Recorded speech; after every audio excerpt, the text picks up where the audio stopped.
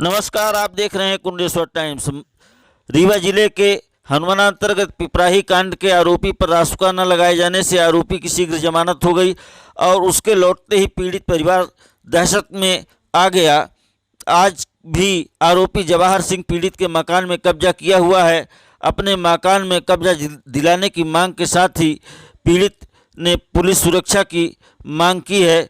मामले में पीड़ित जयप्रकाश ने कहा कि यदि पुलिस की सुरक्षा न मिली तो कैलाशपुर के सुकवरिया देवी हत्याकांड के पीड़ितों की तरह मुझे भी और मेरे परिवार को भी गांव से पलायन करने के लिए मजबूर होना पड़ेगा। इस मामले में वैश्य समाज ने मध्य प्रदेश के मुख्यमंत्री से मुलाकात करके सारी घटना की जानकारी दी एवं शिकायत की। मामले में डीजीपी तक से बात कर कार्रवाई करने का आश्वासन मिला, पर आज तक रासुका नहीं लगाया गया और न ही कोई कार्यवाही की गई।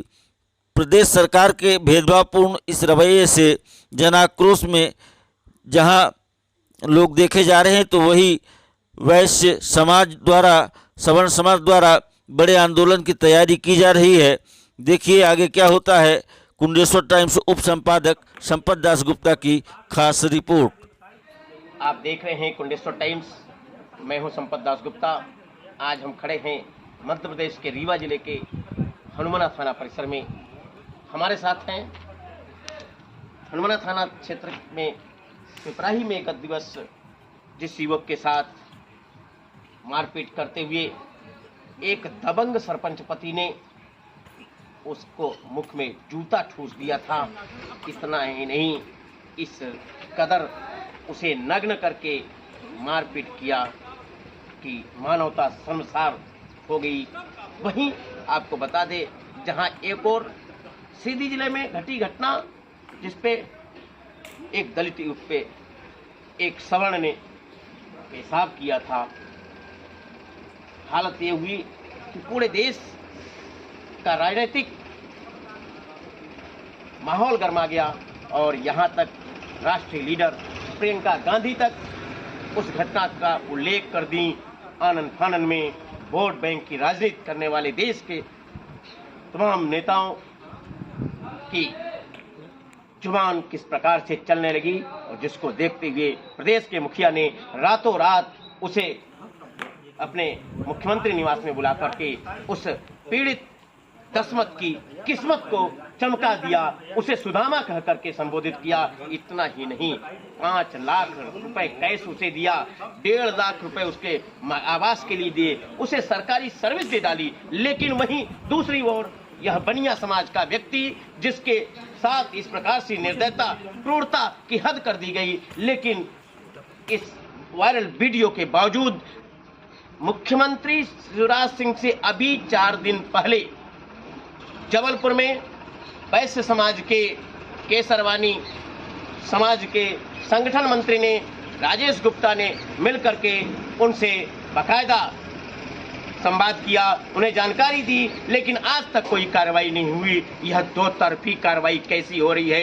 एक प्रदेश दो विधान हो रहा है, चल रहा है। क्या इसी को कहते हैं शासन?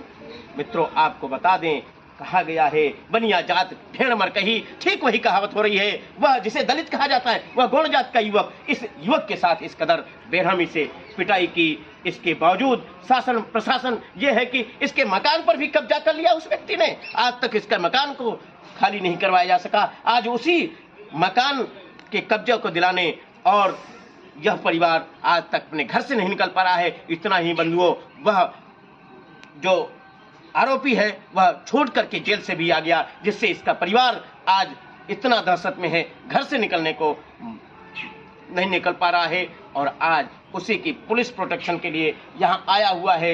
अपने घर में जिसमें कब्जा किया हुआ है वह उसको छुड़वाने के लिए आया हुआ है। आइए जानते हैं इस व्यक्ति से क्या आप बीती बताता है, क्यों आज आया हुआ है। जयप्रकाश, आज यहाँ क्यों आए हो? सर, हम अपना रिपोर्ट लिखा है, वो अपनी प्रोटेक्शन के लिए पुलिस से मांग करने के लिए यहाँ आए। क्यों? वह कब छूट करके आया है? सर, मुझे चौकी प्रभारी के माध्यम से पता चला कि उसकी जमानत हो गई है पूछने पर। अच्छा, जमानत के बाद आप लोग क्या हालत है? जी हमारा परिवार सदमे में है। अब हम लोग घर से बाहर भी निकलते हैं तो डर डर के निकलते हैं कि जमानत में आ गया है, तो अब हम उसके खिलाफ शिकायत कर दिए हैं तो हमें अब जान से मार देगा। आपका मकान पे कब कब्जा किया उसने, कितने दिन हो गया? मेरे मकान में तकरीबन 25 दिन पहले उसने कब्जा किया था। उसकी शिकायत में थाने में 22 तारीख को किया, और किसी कारणवश में उसमें ये उल्लेख नहीं कर पाया हाँ कि मेरे मकान में कब्जा किया है, तो उसमें कह दिया ज़मीनी विवाद हो गया। तो मित्रों आपको बता दें कि सारे प्रशासन को मालूम है कि इसके मकान में कब्जा किया हुआ है, और इसको जूता ठूस दिया गया था इसके मुख में, और नग्न करके डंडे से, घूंसे से और जूते से किस प्रकार मारपीट की गई, यह किसी से अब छुपा नहीं है। लेकिन धन्य है यह प्रशासन, आज तक उसका न तो मकान जमींदोज किया गया, उल्टे इसके मकान में वह कब्जा किया हुआ उसे भी नहीं छुड़ाया गया। देखना है आगे क्या कार्रवाई होती है। इसी प्रकार की दोहरी नीति मध्य प्रदेश में चलती रहेगी, या शासन प्रशासन कोई और दूसरा, तो तब होता है जब इस घटना को लेकर के न तो पक्ष बोल रहा है न विपक्ष बोल रहा है। सीधी की घटना पे भूचाल मचाने वाला विपक्ष भी मौन क्यों है? कहीं विपक्ष के नेताओं का ही संरक्षण तो नहीं प्राप्त है? यह अपराधी इतना पकड़ वाला है, वह पक्ष विपक्ष सभी नेताओं को खरीद रखा है, इतना बाहुबली है। संपत दास गुप्ता, रीवा।